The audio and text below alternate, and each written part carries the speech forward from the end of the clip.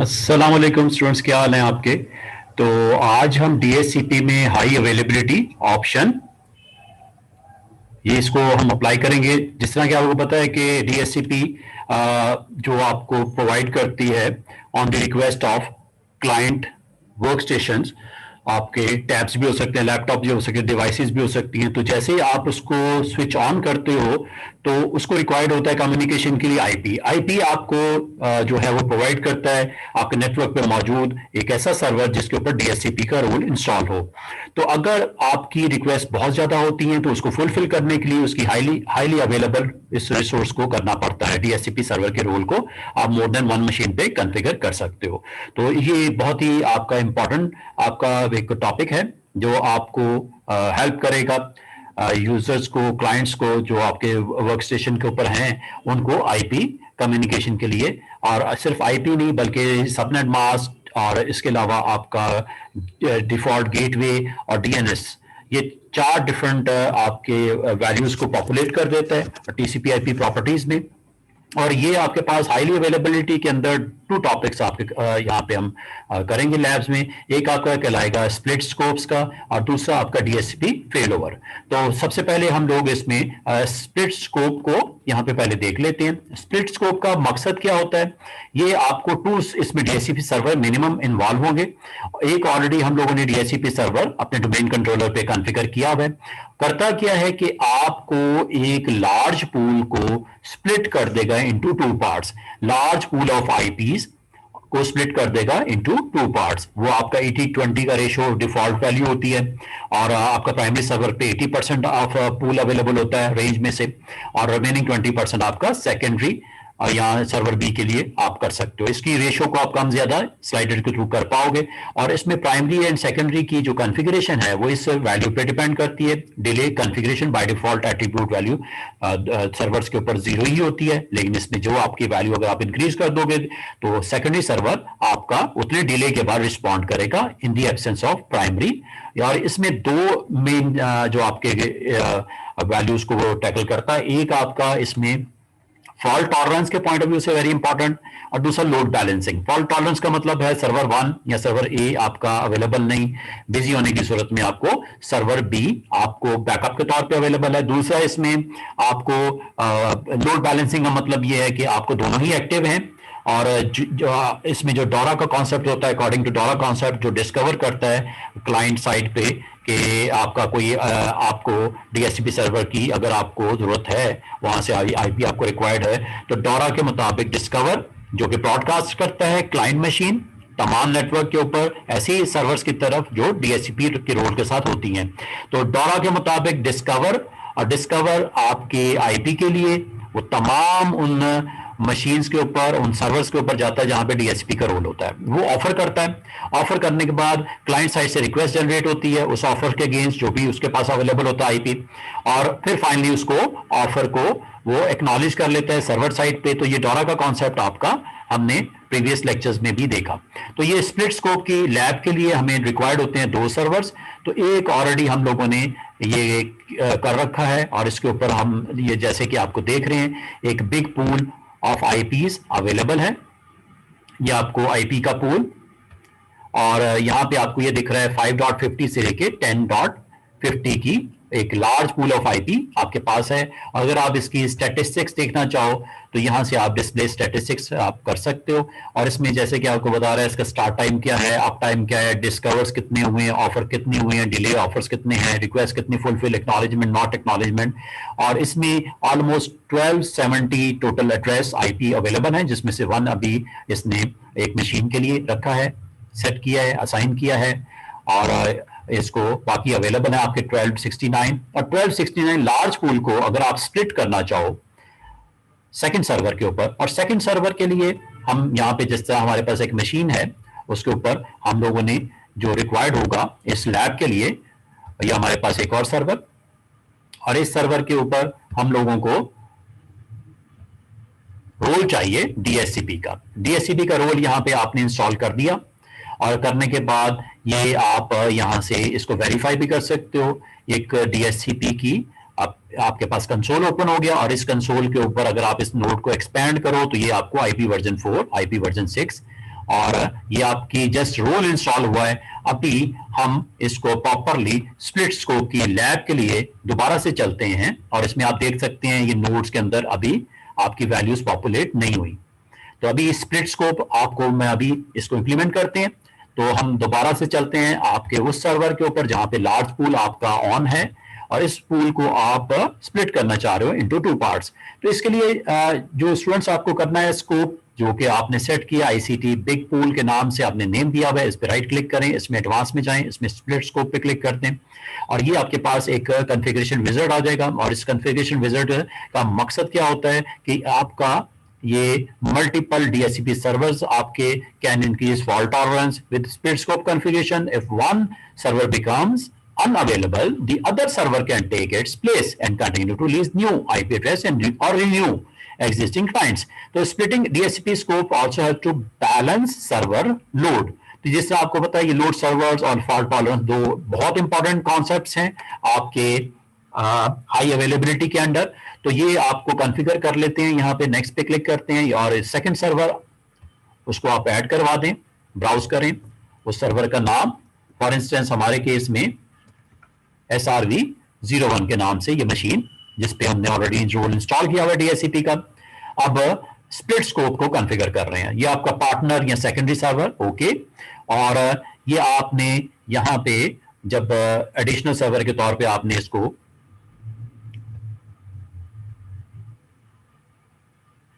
Add कर दिया, add करने के बाद आपने नेक्स्ट करना है और नेक्स्ट करते ही ये देखिए आपको जैसा मैंने आपको बताया था 80-20 रेशो होती है आईपी पूल्स की कि रेंज आपकी इक्वली डिवाइड अगर आपने करनी है इस स्लाइडर से आप इसको अपनी जरूरत के मुताबिक 50-50 करना है, 50-50 भी कर सकते हैं।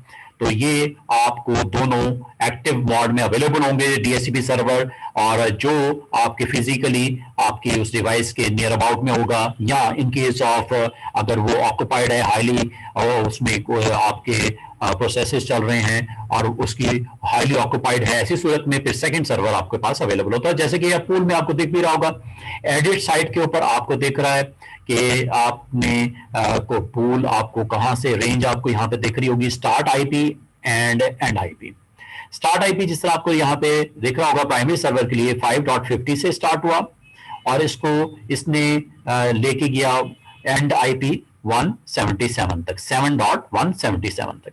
और जो आपका पार्टनर है या जो एडिट सर्वर है उसने 7.178 नेक्स्ट आईपी से स्टार्ट किया और इसको उसने 10. लास्ट आईपी तक जो है वो एडिट सर्वर के अंदर इसको कॉन्फ़िगर और उसने कर दिया, सेट कर दिया। और ये आप नेक्स्ट कर दीजिएगा। नेक्स्ट करते ये है जी वो आपकी वो ऑप्शन जो डिले सेट करती है मिली सेकेंड में।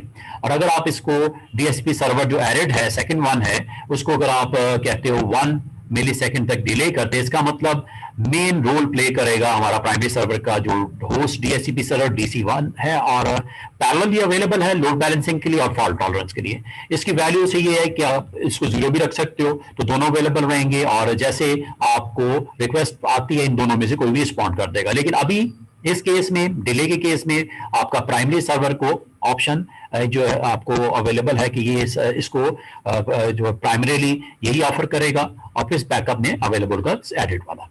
तो नेक्स्ट करते ही ये देखिएगा ये हमारे पास पूरी की पूरी समरी सेटिंग्स की जो कि आपको दो मशीन्स के ऊपर आपको यहाँ पे दिख रहा होगा, होस्ट DHCP और एडिट DHCP और दोनों के IPs भी आपको दिख रहे हैं और साथ में जो इसका स्कोप है और इसकी आगे जो एक्सक्लूजन है वो भी दिख रही है और ये एक्सक्लूजन के अलावा आपके डिले भी इसमें ऑन किया हुआ है।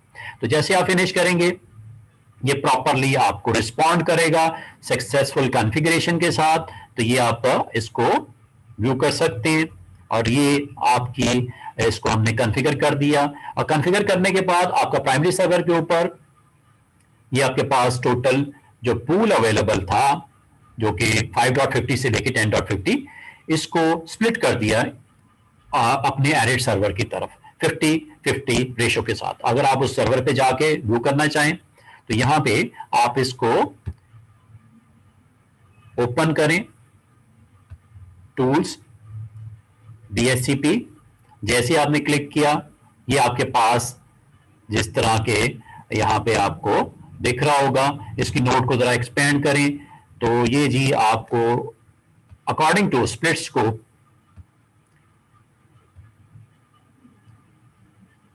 ये स्टूडेंट्स आपकी आईसी बिग पूल का जो आपने कॉन्फ़िगर किया था ओवर योर प्राइमरी सर्वर, ये आपको अवेलेबल हो गया एड्रेस पूल। आपके पास सेकेंडरी सर्वर के ऊपर भी आ गया विद एक्सक्लूजन्स और रेंज और एड्रेस रिलीज, आपका लीज ये भी आपको दिख रहा है। तो ये सारे का आपका, और ये आपको बाय डिफॉल्ट जो है इसको स्कोप को आपको एक्टिवेट करना पड़ता है। एक्टिवेट नहीं होता बाय डिफॉल्ट, इसको एक्टिवेट करना पड़ता है, तो आप एक्टिवेट कर सकते हैं। एक्टिवेट करने के बाद ये आपको ग्रीन साइन के साथ आईपी वर्जन 4 अवेलेबल हो चुका। तो अब व्यूअर्स स्टूडेंट्स आपके लिए ये है कि ये हमने प्रॉपर कॉन्फ़िगर कर दिया, और अब आप इस स्कोप को यहां से डिस्प्ले स्टैटिस्टिक्स में यहां से जाके आप इसको वेरीफाई भी कर सकते हैं। यहां से भी आपको वही सेम रिपोर्ट दे रहा है, और इसमें आपकी 1200 आईपी एड्रेसेस जो थे वो आपका ऑलमोस्ट 630 के दो पूल्स को स्प्लिट कर दिया, एक बिग पूल को 2 स्मॉल पूल्स में उसने डिवाइड कर दिया। यहां से भी आप वेरीफाई कर लो। इसके अलावा अगर आप इसकी प्रॉपर्टीज देखना चाहो तो आप इसकी प्रॉपर्टीज को भी यहां से चेक कर सकते हो।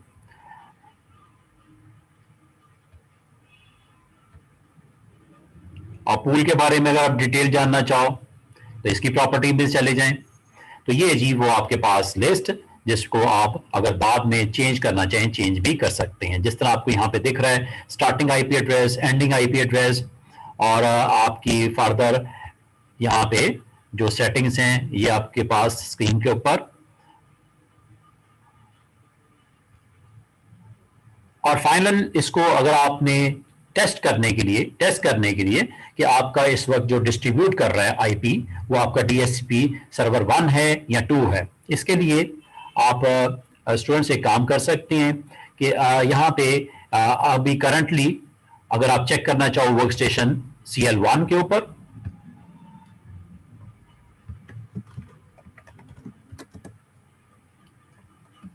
यहां पे आप इसकी कमांड प्रॉम्प्ट पे आप वेरीफाई कर लें कि डिस्ट्रीब्यूशन ऑफ आईपी जो हो रही है वो सर्वर 1 से हो रही है, DC1 से या SRV01 से।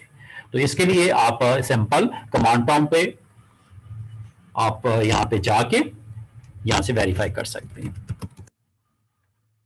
यहां पे डिटेल देखनी हो ipconfig/all, और /all में आपको यहां पे फर्दर इसको हम एक दफा ipconfig/release करके, और ये देखिएगा कि आपको क्या यहां पे कमांड के थ्रू रिस्पॉन्ड करता है। तो रिन्यू करते हैं तो देखते हैं कौन सा सर्वर रिस्पॉन्ड करता है, और चूंकि आपने डिले भी सेट किया हुआ है तो ये आपको यहां पे दोबारा से, और अब अगर आप इसकी लिस्ट को डिटेल ऑप्शन के साथ एक्सप्लोर करेंगे तो यहां पे आपको दिख रहा होगा कि इसने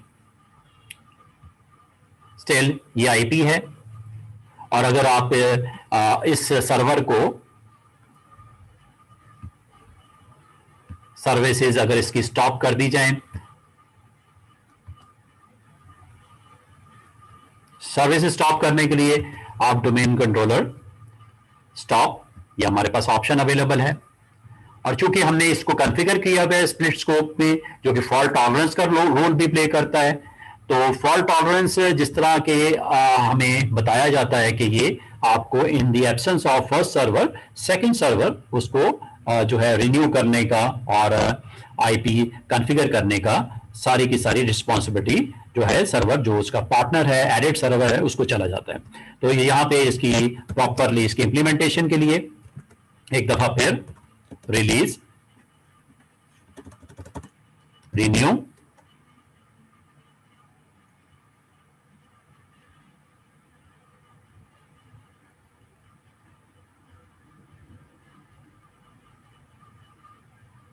तो यहां पे जैसे हमने रिन्यू किया तो ये देखिएगा स्टूडेंट्स, ये जी हमारी लैब का प्रॉपर कॉन्फ़िगरेशन का जो रिजल्ट है वो हमें ये बता रहा है कि ये हमें अब जो कि लास्ट टाइम 5.50 था वो देखिएगा 7.178 उसने यहाँ पे आईपी असाइन कर दिया। और अगर आप इसकी डिटेल व्यू करें आईपी config/all तो ये देखिएगा यहां पे आपको सर्वर रिस्पॉन्ड कर रहा है।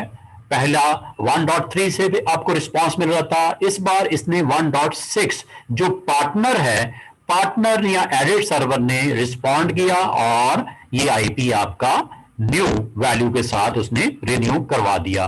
तो ये स्प्लिट स्कोप आपको यहां पे इक्वली अवेलेबल है पार्टनर के तौर पे, एडिट सर्वर के तौर पे, और जैसे कि मैंने आपको लैब के थ्रू भी यहाँ पे बताया और यहाँ पे आपको व्यू भी कर सकते हैं कि आप पार्टनर सर्वर या एडिट सर्वर पे जाके आप इसकी जो लीज वैल्यू को यहाँ से वेरीफाई कर सकते हो, जो कि लास्ट टाइम जो आपका DC1 या DHCP जो आपका प्राइमरी सर्वर है वहां से आईपी उसने असाइन किया था। और in the absence of first server, primary server, तो ये देखिए उसको हमने वक्ती तौर पे सर्विसेज स्टॉप की और इसको रिन्यू किया। तो ये आप देख सकते हैं कि इसने जो सेकंड सर्वर है, एडिट सर्वर है, वहां से आईपी असाइन कर दिया। तो ये है जी स्प्लिट स्कोप की मेन जो वर्किंग लैब। और ये आपने जिस तरह यहां पे देख रहे हो कि अगर इसको हम दोबारा से अवेलेबल कर देंगे तो दोबारा से इसको एक्टिवेट करने के लिए राइट क्लिक करें और ऑल टास्क में जाके इसको स्टार्ट कर सकते हैं। और जैसे मैंने इसको स्टार्ट किया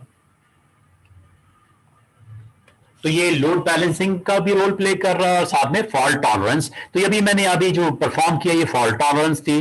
तो ये इस तरह आप इसको अगर नेक्स्ट टाइम फिर अगर आप इसको रिलीज करवा के रिन्यू करवाएं तो देखते हैं ये अभी आपको चूंकि इसका लीज पीरियड अभी चल रहा है तो इसने हाफ टाइम जैसे इसका लीज पीरियड का एक्सपायर होगा तो वो दोबारा यूनिकास्ट करेगा और दोनों के केस में दोबारा से इसने जो है वो ब्रॉडकास्ट करना है 87.5 जो आपका लाइफ टाइम लीज पीरियड का एंड होने पे। और अगर मैं इसको दोबारा से प्रैक्टिकली इसको दिखाना चाहूं तो इसको हम अगर सर्वर को इस सर्वर को अगर हम स्टॉप कर देते हैं जो कि सेकेंडरी है तो जस्ट आपको शो करने के लिए कि आपके दोनों सर्वर अवेलेबल हैं और दोनों आपको सर्विसेज दे रहे हैं, आईपी आपकी डिस्ट्रीब्यूट कर रहे हैं। और ये आप यहां से इसको वेरीफाई कर सकते हैं कि अगर इसको दोबारा से हम रिलीज करके रिन्यू करवाएं इन द एब्सेंस ऑफ अब सेकेंडरी सर्वर तो इसको आईपी असाइन होगा। कहां से होगा? वो होगा जी प्राइमरी सर्वर से। तो ये प्राइमरी सर्वर से अभी थोड़ा सा आपको इसमें टाइम जो है कुछ सेकंड्स लगते हैं, उसके बाद इसको वैल्यू जो है वो नेटवर्क पे अवेलेबल जो सर्वर्स होते हैं वहां से असाइन हो जाती है। और ये देखिएगा स्टूडेंट्स आपको प्राइमरी सर्वर जो था वहां से असाइन हो गई वैल्यू। तो इस तरह हमने यहाँ पे load balancing and fault tolerance both labs को हमने स्प्लिट स्कोप के थ्रू एग्जीक्यूट करके देखा। तो इंशाल्लाह अगली लैब जो होगी उसमें हम fail over DHCP fail over की लैब को परफॉर्म करेंगे। बहुत शुक्रिया, थैंक यू जी।